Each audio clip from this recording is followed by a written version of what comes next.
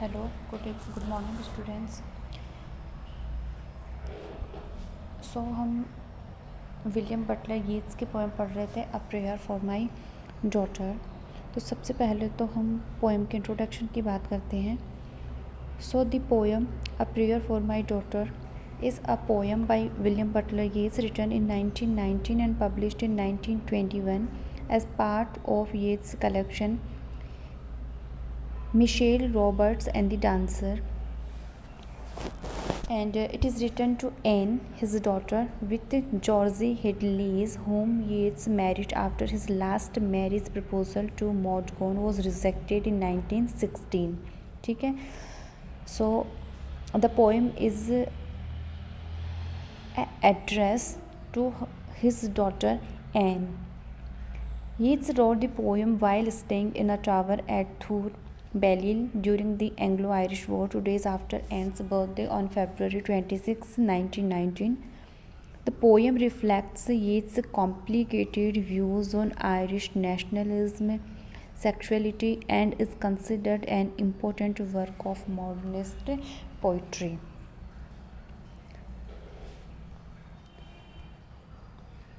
So once more the storm is howling and half hid under this cradle hood and cover lid. My child sleeps on. ठीक है, तो यहाँ पर जो येट्स ने माई चाइल्ड यूज़ किया है, it is used for his daughter Anne. There is no obstacle but Gregory's wood and one bare hill whereby the haystack and roof levelling wind bred on the Atlantic can be stayed. And 4 I have walked and prayed because of the great gloom that is in my mind. So, a furious storm born on the Atlantic Ocean at the moment. So, a furious storm born on the Atlantic Ocean is sweeping the Irish countryside, and there is hardly any obstacle in the way of the storm to diminish its intensity. Only the wood around Lady Gregory's estate and one hill on which there is no growth of shrubs or trees serve as some kind of obstacle in its way. And the storm is so furious that it brings haystack and roofs down to the ground. ठीक है, haystack means a huge pile of hay covered with mud. ठीक है, तो एक furious storm है. ठीक है, उसके रास्ते में कुछ भी नहीं है. There is only Lady Gregory's estate and one hill. ठीक है, on which there is no growth of shrubs or trees, and it serves as kind of obstacle in its way.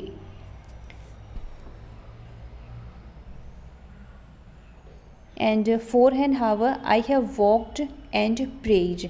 तो I जो है यहाँ पर पोइटर ने खुद के लिए यूज़ किया है कि 1 hour तक I have walked and prayed because of the great gloom that is in my mind. तो एक तरह से अपन कह सकते हैं कि जो वेदर है वो भी कैसा है, स्टॉर्मी है. ठीक है, और यहाँ पर पोइट जो है उनके खुद के दिमाग में भी क्या चल रहा है, एक तरह से स्टॉर्म चल रहा है. ठीक है, वो अपनी जो बेटी है एन, उसके फ्यूचर को लेके एंग्शियस है, उसके फ्यूचर को लेके वो परेशान है कि उसका फ्यूचर कैसा होगा. ठीक है, तो यहाँ पर जो सिचुएशन है, यहाँ पर जो अभी कंडीशन है वो एक तरह से इक्वल सी है कि बाहर जो है वो भी मौसम ख़राब है. ठीक है, तूफ़ान आया हुआ है, और यहाँ पर पोइट जो है, येट्स जो है, उनके दिमाग में भी एक तरह से तूफ़ान चल रहा है. अपनी जो छोटी बेटी है, ठीक है, जो कि पालने में सोई हुई है, क्रेडल में है, उसके फ्यूचर को लेके भी उनके दिमाग में तूफ़ान चला हुआ है, और बाहर जो वेदर है वो भी कैसा है, स्टॉर्मी ही है.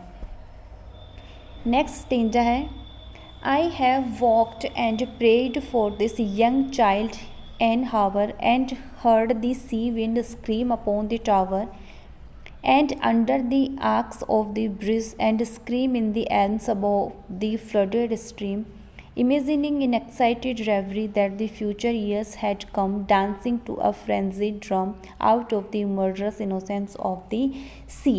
तो यहाँ पर सी की जो इनोसेंस है, ठीक है, समुद्र की जो इनोसेंस है, that is the kind of murderous innocence. ठीक है, तो सी की जो इनोसेंस है वो मर्डरस है. क्यों? क्योंकि एक तरह से इसके लिए जो अभी तूफ़ान उठा हुआ है उसके लिए सभी कुछ इक्वल है. ठीक है, ये किसी के साथ कोई पार्शियलिटी नहीं करती है. ठीक है, और ये इनोसेंस है, ठीक है, but it is still murderers, ठीक है, मर्डरर्स है, क्यों है, बिकॉज इट इज़ डेस्ट्रक्टिव, ठीक है, क्योंकि ये कैसी है, नेचर में डेस्ट्रक्टिव है. So the poet is in a state of excited reverie, and in other words he is lost in thought, but his thoughts are of a kind to excite or agitate him. The intensity of the storm makes him think that the years of the future have come out of the destructive innocence of the Atlantic Ocean in response to the wild beating of a drum. तो यहाँ पर जो येट्स ने metaphor use किया है, dancing to a frenzied drum, so it has been employed merely to convey the wildness and fierceness of the storm that is blowing, ठीक है. तो फ्रेंजीड ड्रम जो येट्स ने यहाँ पर मेटाफर यूज़ किया है, वो स्टॉर्म की वाइल्डनेस एंड फायर्सनेस बताने के लिए यूज़ किया गया है कि ये कितना ज़्यादा वाइल्ड है, कितना ज़्यादा मर्डरस है. And the murderous innocence of the sea is destructive और murderous and yet innocence. It is innocent because it has no personal ill will against anyone. For this, everyone is equal, and yet it is a destructive force which has given rise to the storm. So it is innocence, but it is innocent, but it is still murderous. Next stanza है, May she be granted beauty, and yet not beauty to make a stranger's eye distraught, or hers before a looking glass for such, being made beautiful overmuch, consider beauty a sufficient and lose natural kindness, and may be the hurt raveling intimacy that chooses right and never find a friend. तो यहाँ पर poet जो है वो एक तरह से अपनी बेटी को एड्रेस करके ही कह रहे हैं कि उनकी जो बेटी है वो किस तरह की बने फ्यूचर में, ठीक है. So the poet wishes that his daughter should grow into a beautiful woman. May she be granted beauty and yet not beauty to make a stranger's eye distraught. So he wishes that his daughter should grow into a beautiful woman. However, he does not want that she should be so beautiful as to become a cause of heartache or emotional torment to some stranger by making him fall in love with her. He does not want that she should be so beautiful that while looking at herself in the mirror, she should get extravagant ideas of her physical charms and should thus begin to think her beauty to be a sufficient end in itself. वो इतनी ज़्यादा beautiful ना हो कि strangers जो हैं, जो अनजान लोग हैं, जो अजनबी लोग हैं, they will fall in love with her, ठीक है, और उसके बाद में वो उन्हें क्या कर दे, एक तरह से चीट कर दे, धोखा दे दे, वो इतनी ज़्यादा ब्यूटीफुल ना हो. He does not want that she should be so beautiful that while looking at herself in the mirror, और वो इतनी ही सुंदर भी ना हो कि जब वो खुद को मिरर में देखे, she should get extravagant ideas of her physical charms and should thus begin to think that beauty to be sufficient end in itself. कि वो जब खुद को मिरर में देखे, जब खुद को वो आईने में देखे, तो उसको जो अपनी जो फिजिकल ब्यूटी है वो ही सब कुछ लगे, ठीक है, वो इतनी ज़्यादा ब्यूटीफुल भी ना हो कि उसके लिए उसकी फ़िज़िकल जो ब्यूटी है वही सब कुछ बन जाए, और जो भी दूसरी जो खूबियाँ हैं, ठीक है, जो भी क्वालिटीज़ हैं ह्यूमन बींग्स की, वो सारी वो भूल जाए, ठीक है, जो भी कर्टसी, जो भी जेन्युइन फीलिंग्स, जो भी काइंडनेस फीलिंग्स हैं, ये सब वो उनको भूल जाए, वो इतनी ज़्यादा सुंदर भी ना हो. If she is so beautiful as to become very proud of her beauty, she will lose her natural kindness and her emotional warmth. अगर वो इतनी ज़्यादा ब्यूटीफुल होगी और अगर उसने अपनी ब्यूटी के लिए प्राउड फील किया, then she will lose her natural kindness and her emotional warmth, ठीक है. Without kindness and emotional warmth, she is not likely to find a suitable life partner, ठीक है. तो वो सुंदर हो, वो ब्यूटीफुल हो, पर वो इतनी भी ना हो कि उसको अपनी ब्यूटी का एक तरह से ब्यूटी के ऊपर उसको प्राउड हो, और वो जो भी नेचुरल काइंडनेस और जो भी इमोशनल वार्मथ है उसी को वो भूल जाए। ठीक है। अब यहाँ पर उन्होंने ग्रीक मिथोलॉजी से 3 एग्जाम्पल लेके बताया है कि किस तरह से ये 3 लेडी थी जिन्होंने फिज़िकल ब्यूटी की वजह से, ठीक है, एक तरह से फिजिकल ब्यूटी की वजह से वो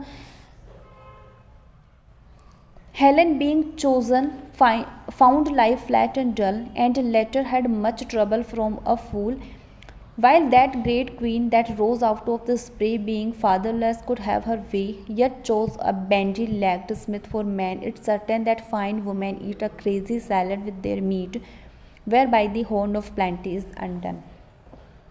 तो यहाँ पर हेलन, एफ्रोडाइट और द हॉर्न ऑफ प्लेंटी और कॉर्न्यूकोपिया, ये एंशियंट ग्रीक मिथोलॉजी से 3 एग्जाम्पल लिए गए हैं। So who is Helen? Helen was an extraordinarily beautiful woman.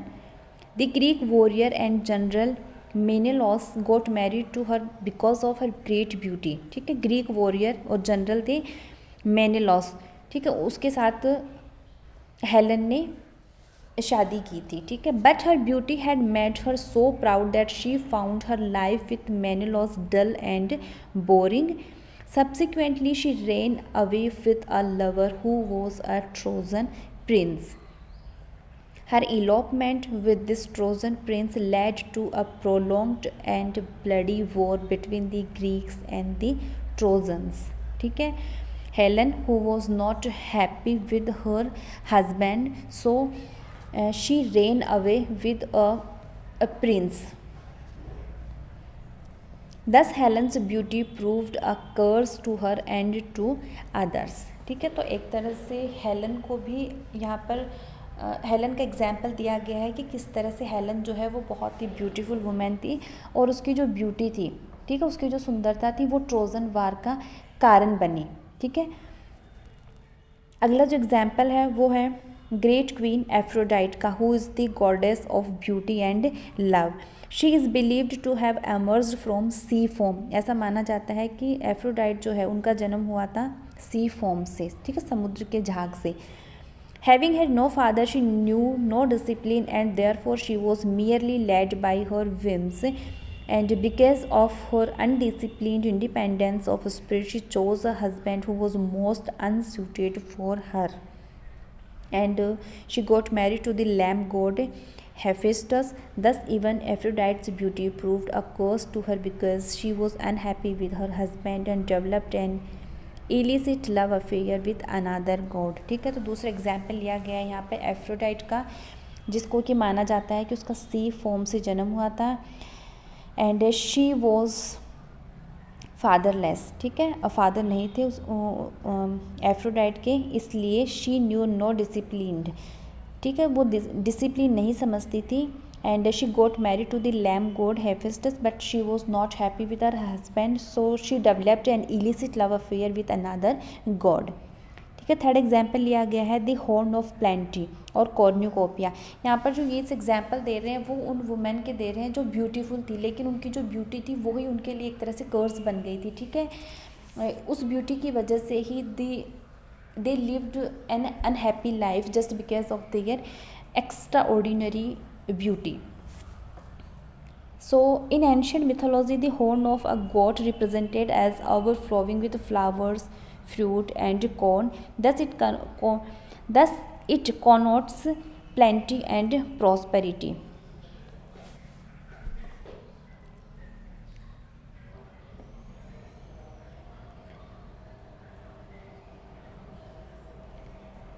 So starting की 5 लाइन्स में येट्स ने ग्रीक मिथोलॉजी के रेफरेंस से समझाने की कोशिश की है कि किस तरह से वुमेन की जो सुंदरता थी, जो ब्यूटी थी, वो उनके लिए एक तरह से श्राप बन गई, वो उनके लिए कर्ज बन गई. ठीक है, नेक्स्ट जो 3 लाइन्स हैं, it's certain that fine women eat a crazy salad with their meat whereby the horn of plenty is undone. So in the next 3 lines The poet tells us that there is something wrong with the mentality of beautiful women. He feels sure that lovely women eat some crazy salad with their food, as a result of which they develop some crazy tendency so as to wreck their own lives. कि जो beautiful women होती है they eat some crazy salad with their meat, ठीक है, कि crazy salad खाती है जिस अपने मीट के साथ में, जो उनको पागल कर देती है एक तरह से, कि वो अपनी सुंदरता में ही इतना ज़्यादा खोई हुई रहती हैं कि जो भी नेचुरल टेंडेंसी है या फिर जो भी नेचुरल फीलिंग्स हैं उन सबको वो क्या कर देती हैं, खो देती हैं, और एक इस तरह से वो खुद की ही जो लाइफ है उसको वो बर्बाद कर लेती हैं, ठीक है।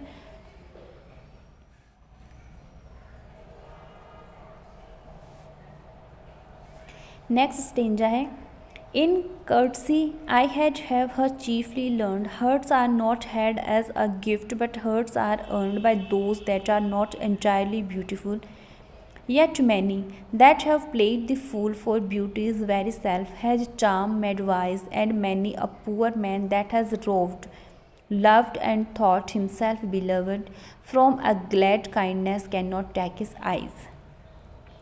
So the poet would like her daughter to learn courteous manners.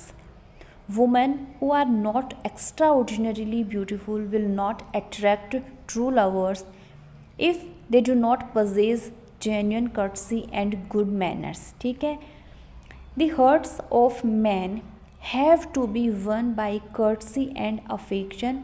Their hearts will not come as gifts to women who do not possess exceptional beauty, ठीक है। तो ब्यूटी के साथ साथ में जेन्युइन कर्टसी भी होनी चाहिए, गुड मैनर्स भी होने चाहिए, तभी वो किसी को अपनी तरफ अट्रैक्ट कर सकती हैं, ऐसा पोइट यहाँ पर कह रहे हैं, ठीक है।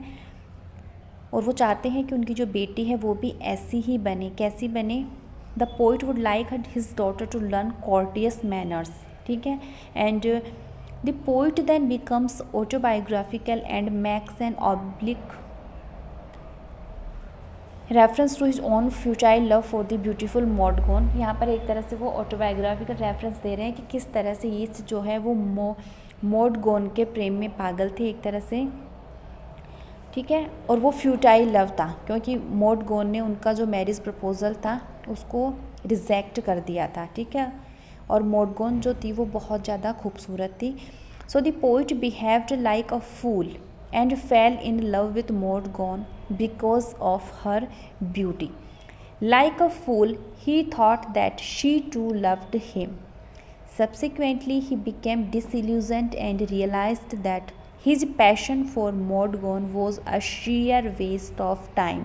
बाद में इसको ये रियलाइज़ हुआ कि वो मॉडगोन से प्रेम करते हैं just because of her beauty, ठीक है। उसकी सिर्फ सुंदरता की वजह से ही उन्होंने और दूसरी क्वालिटीज़ नहीं देखी, ठीक है। और उन्होंने एक तरह से अपना टाइम ही वहाँ पर वेस्ट किया। इसलिए वो अपनी बेटी के लिए ही प्रार्थना कर रहे हैं कि उनकी बेटी इस तरह की ना बने जो सिर्फ अपनी ब्यूटी से ही दूसरे लोगों को अपनी तरफ अट्रैक्ट करे। Thus he became wiser and married another woman, Georgie Hyde Lees, from home he always received a glad kindness, ठीक है। उसके बाद में उन्होंने जॉर्जी हेडलीज से शादी की थी जिसकी बेटी ये अभी एन है, ठीक है।